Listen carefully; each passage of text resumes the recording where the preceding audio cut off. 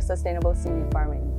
Welcome to video 1, Introduction to Seaweed Farming and Management of the Submerged Method.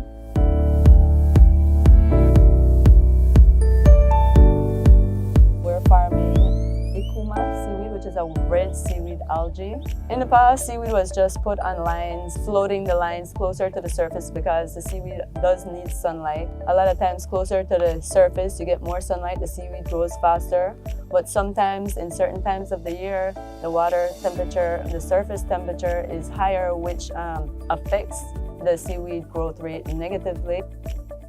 This submerged design, once put anywhere from 4 to 8 feet in depth, is almost perfect for this type of farming. Cultivating seaweed is very important because in the past, wild crafting was very popular. But while popular, even now today, some people still advertise wild crafting as the best way. Wild crafting is actually harvesting from the wild.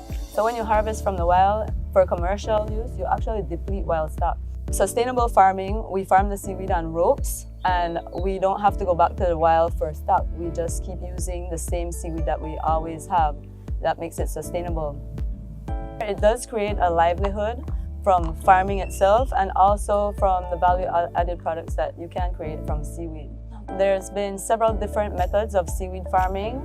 The submerged method with cultivation lines, the raft method. But lately, we have found that to combine the two methods, using submerged with the raffia from the raft method works best in our areas. It works best because, for one, using the raft method, which floats on top, that catches a lot of debris, a lot of sargassum. You end up doing a lot more maintenance with the raft method. Submerged method seems to hold up good in storms. You don't get much debris to clean. You do have to clean algae, but it's a lot less maintenance than the raft methods. And this is the design that we're doing the training on, the submerged method. The seaweed farms actually coexist with the environment. The seaweed is actually in its natural place already. It's just stabilized on farms. So we do consider it a nursery as well. It attracts and harbors juvenile species.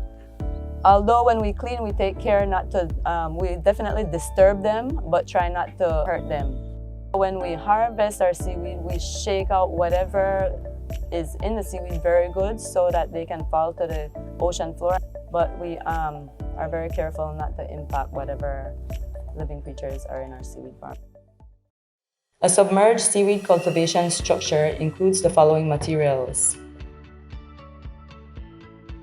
2 5/8-inch polyethylene head ropes with 20 double eye splices on each line, 10 3/16-inch polyethylene strings, each stretching 5 feet in length, 8 5/8-inch polyethylene anchor rope with 1 eye splice on one end, 8 cement anchors with pin. Anchors are 2 foot by 2 foot. Each anchor requires a 5/8-inch steel rebar as pin and a 3/8-inch steel as handles. 8 5/8-inch steel rebar, each stretching 5 foot in length. 10 5/8-inch steel rebar, each stretching 5 foot in length. 20 3/16-inch polyethylene cultivation lines with 70 raffia per line. 2 spools, 1/8-inch or 3/16-inch braided nylon rope for raffia. 6 flotation buoys.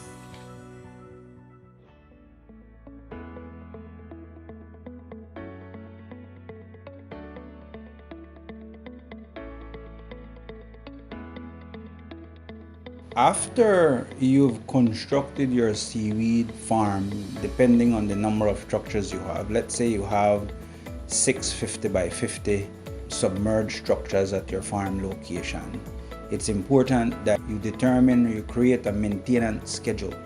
Every site location is unique. What we encourage our seaweed farmers to do is to visit their farm site at least once a week. After you've erected your structures, you need to return to your farm site to do several things. One, ensure that your flotation buoys are still in place. ensure that the ties that you've done within your structures are still intact. Maybe your cultivation lines came loose, you need to retie those. Maybe you also have seeds that were not tied onto the raffia properly, so you do need to check your cultivation lines and the seeds that were attached to the raffia on the cultivation line. If you have seeds that have broke away, you pick them up, you replace them back on your cultivation line. This is the earlier weeks of your cultivation period.